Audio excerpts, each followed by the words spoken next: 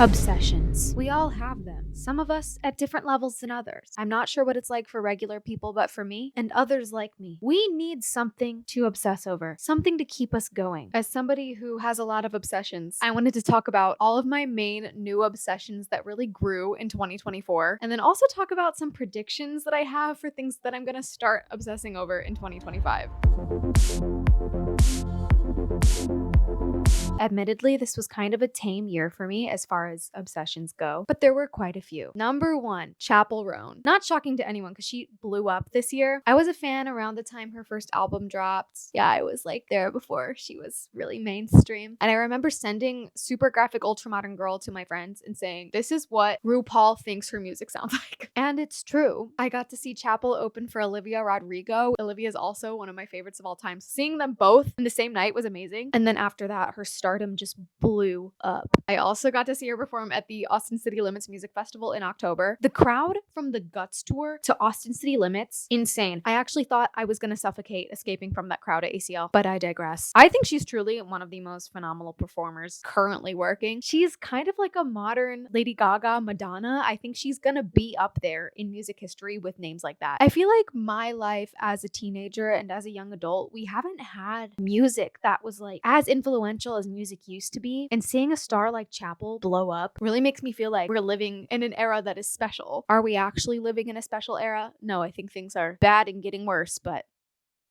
because books are kind of my thing, I think I had to mention a book on this list of obsessions. And if there's any book I would not shut up about this year, it's this one. I Who Have Never Known Men by Jacqueline Hartman. I have talked about this book so much on social media that I'm kind of sick of it. Like, I'm tired of giving the synopsis. Reading and watching movies are my one true loves. They are the things that bring me joy. I love consuming stories in those formats in particular. And I was so depressed, especially at the beginning of this year, that I did not read. I did not watch any movies. And it wasn't until June or July that I got this from the library, and it changed everything. That's what we call a reading slump. You know what got me out of it? This. As far as my bookish obsessions go, this is really not aligned with the books that I'm typically rereading all the time, because there aren't really any lovable characters. There aren't any fun antics. What is there? An insanely gripping mystery. Who, what, where, why, and when. I think this book is particularly interesting because it kind of had like a moment on Book Talk, which is where I got the recommendation,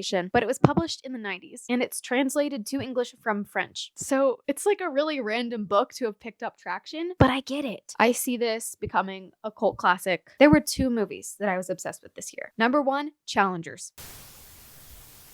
Luca Guadagnino is a director that's usually pretty hit or miss for me. Challengers is beyond a hit. Challengers is one of the best things I've ever laid eyes on. And at my core, I am a Zendaya stan. Is tennis sexy? In this movie, it is.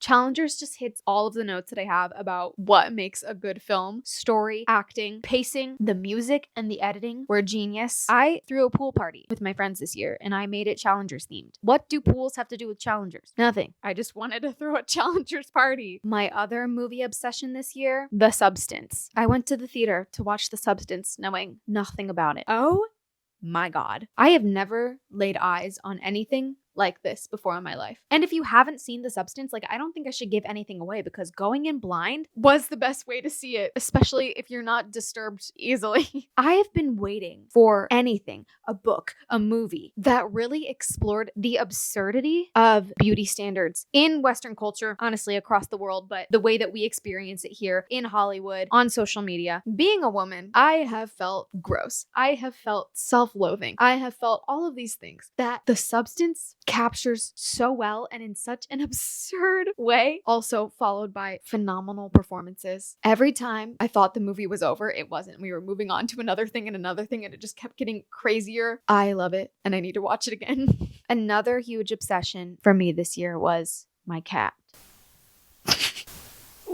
Did you hear that? That was adorable. I adopted this cat from foster care because I needed a friend. And what can I say? She loves me and I love her. All she does is lay there and lives life. It's awesome. My entire life up until this year, I have felt very meh about pickles, but things have changed. Do you want to know how I feel about pickles now? I love pickles, but it's very particular. Sometimes you get pickles from a jar and they're just not crunchy. It's gotta be a crunchy, snappy pickle. Top 10 snacks of the year. Pickles number 1. Pickles are controversial. I've always felt apathetic, but now I understand why some people are on the side of good or evil when it comes to pickles. I think pickles are the best thing. As a fan of salt and vinegar chips, it's crazy that I never really got into pickles. I just never saw an entryway into the pickle fandom. And this all started when I ordered fried pickles from Alamo Drafthouse. If you don't know what Alamo Drafthouse is, it's a movie theater where they serve food to you. The fried pickles from Alamo Drafthouse are my favorite food, hands down. I get them every time I go to the movies. I did not get them when I went to see The Substance because I went to AMC instead. Probably for the better though, because The Substance is gross. And if you haven't tried a pickle since you were a kid, or you still feel apathetic about pickles, I urge you to try a pickle now and see how you feel. I want to talk about some of my beauty obsessions of this year. Number 1, this product right here, L'Oreal Lumi Glotion. People are always asking me how my skin looks so glowy. No, they're not.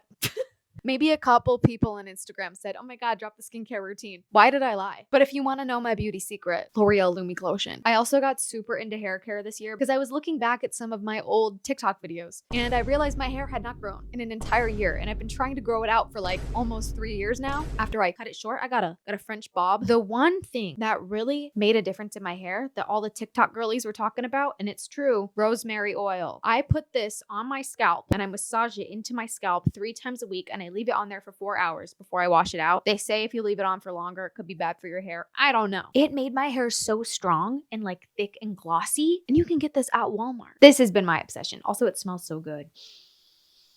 I fell back in love with Ariana Grande this year. So this is not a new obsession, but it's kind of a new old obsession. I was obsessed with Ari in middle school when her first couple of albums dropped, but honestly, I was not the biggest fan of Positions, but Ariana dropped Eternal Sunshine this year. And dare I say, it's her best album.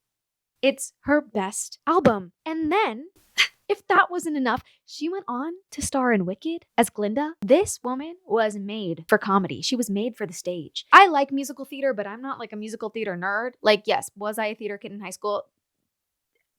I'm not going to answer that question. And I thought the movie was good. I thought it was fine. I'm not obsessed with it. Okay. Talk about things I'm not obsessed with. Wicked. Not obsessed with it. I think it's great. Have I listened to the soundtrack several times? Yeah. I like it a lot. But Ariana in Wicked, obsessed.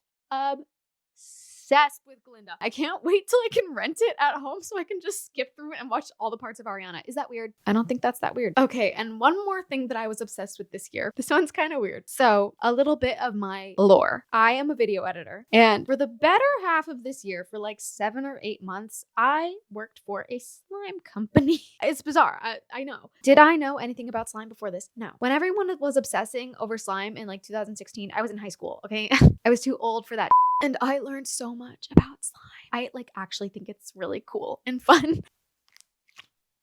Ew. Something your adult social media algorithm doesn't want you to know is that slime is alive and well. And I have learned so much about it. Did you know it's made of glue? This is just glue and borax and it turns into this. Science. And then they put different things in it to make different textures. I gained a newfound appreciation for slime and slime companies because genuinely they put so much work into their product and making it cute. There were so many cute themes. I don't work there anymore, but I do still have several boxes of slime sitting in my house that have probably turned back into glue at this point. But now I have a couple of predictions of things that I feel myself starting to get obsessed with and will probably be my biggest obsessions of 2025.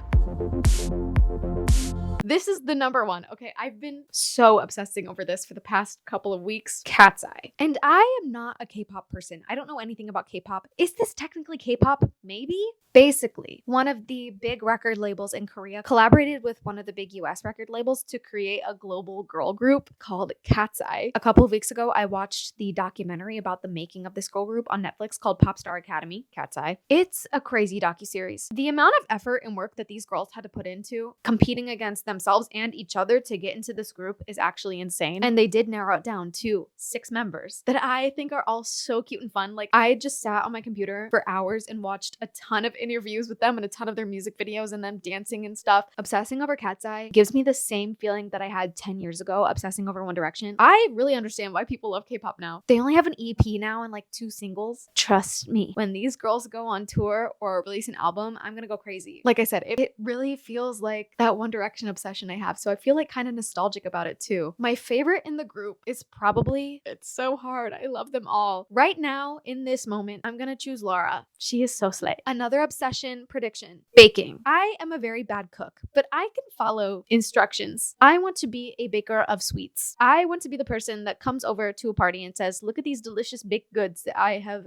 brought for you. These are the fruits of my labor and they are delicious. I want to be that person. That might not happen. And a third prediction I have, I really, really hope that I read another book this year that I just fall in love with. Not in the way of I Who Have Never Known Men, but in the way that I am obsessed with like Six of Crows and The Cruel Prince. I will make a long form YouTube video about like all of my top favorite books that I'm like still obsessed with, but it's been a couple of years since I've read something like that that made me feel like, oh my God, I love these characters. I love this world. I want to meet them. I want to live with them. I want them to be happy. I love the way that this story is built. I love this plot. I love everything about this. It's been a hot minute since I've felt that way about anything. So I think I'm due for another one. So that's a 2025 prediction. So yeah, this is my first long form YouTube video. I decided to do it because TikTok is probably going to die. And that's not good, but you know, one door closes, another door opens. If you're wondering what you can see from me here on this channel, probably a lot of book content, maybe some other various stuff like this video. And yeah, let me know if you're also obsessed with any of these things and what your biggest obsessions of 2024 were. The more random, the better.